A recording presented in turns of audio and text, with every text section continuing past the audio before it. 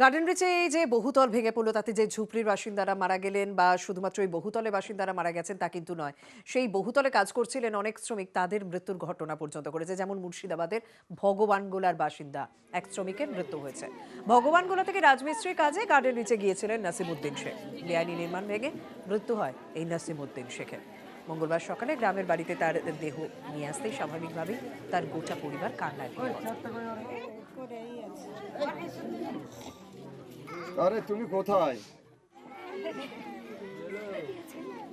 Phone করে ওখানে গেলাম, ছাদ পড়ে গেছে বুঝলে, ছাদে মরে গেছে। দেখলাম ছাদ হয় না, বাই করলে ছাদ কাটে। যে মারা গেছে কে হয়? নাসিম আমার বেটা হয়। কতদিন হয় কাজে? এই 22 দিন হলো। এই যে আপনার ছেলে মেয়ে কটা? ছেলে মেয়ে দুটো আর একটা ছেলে।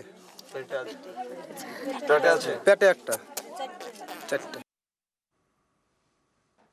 তবে শুধুমাত্র কলকাতার গার্ডেন রিচের কথা বললে কিন্তু ভুল হবে। বেআইনি বহুতল তৈরি ভুরে ভুরে অভিযোগ মেদিনীপুর শহরে। আর স্বাভাবিকভাবে এই নিয়ে তো এখন বিরোধীরা সুর চড়াবেই। পাল্টা জবাব অবশ্য দিয়েছেন তৃণমূলের পুরপ্রধান।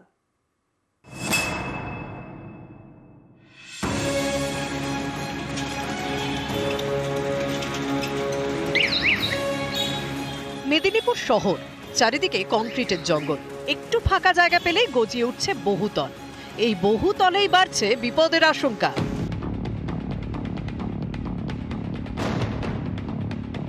রবিবার গভীর রাত, গার্ডেন রিচে মাঝরাতে বিপর্যয়, ভেঙে পড়ে নির্মীয়মান বহুতল। এই ঘটনায় উদ্বেগ বেড়েছে মেদিনীপুরে, কারণ এখানেও ঘিঞ্জি এলাকায় তৈরি হচ্ছে বহুতল। অভিযোগ, এর মধ্যে বেশিরভাগই বেআইনি, কারণ নিয়ম মেনে বাড়ি তৈরি করা হচ্ছে না। অভিযোগ, যতটা জায়গা ছাড়ার কথা তা ছাড়া হচ্ছে না। এতে ছোট হচ্ছে রাস্তা, কোথাও কোথাও অবস্থা এমনই যে দমকলের গাড়ি ঢোকার মতো রাস্তা নেই। অভিযোগ, অনেক বহুতলে আগুন নেভানোরও ব্যবস্থা নেই।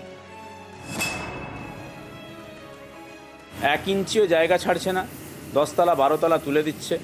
তাদের ক্যান্টিলেভার, তাদের ব্যালকনি রাস্তার উপরে চলে আসছে। অবৈধ নির্মাণটা হতে দিচ্ছে প্রথমে, তারপরে তাদেরকে একটা মিনিমাম ফাইন করে তাদেরকে আবার অবৈধ নির্মাণকে বৈধতা প্রদান করছে মেদিনীপুর পৌরসভার। এখানে বহুতল বেআইনিভাবে উঠে যাচ্ছে। পৌরসভা জানে না, এমকেডিএ জানে না, বিধায়ক জানে না, চেয়ারম্যান জানে না। এটা হতে পারে। মেদিনীপুরে যত বহুতল নির্মাণ হচ্ছে বেআইনিভাবে, তার পেছনে এমকেডিএ, পৌরসভা একটা গভীর যোগসাজশ আছে। প্রিকশন মেজার নেয়ার জন্য আমরা বলেছি যাতে এরকম কোনো দুর্ঘটনা যাতে না ঘটে। অবিলম্বে তাদেরকে আমরা নোটিশ করেছি, তার কপিও এসডিও ম্যাডামকেও আমরা দিলাম। এইগুলোর ব্যাপারে লক্ষ্য রাখেন, কোনো দুর্ঘটনা যাতে না ঘটে, যেন পদক্ষেপ গ্রহণ করা হয়।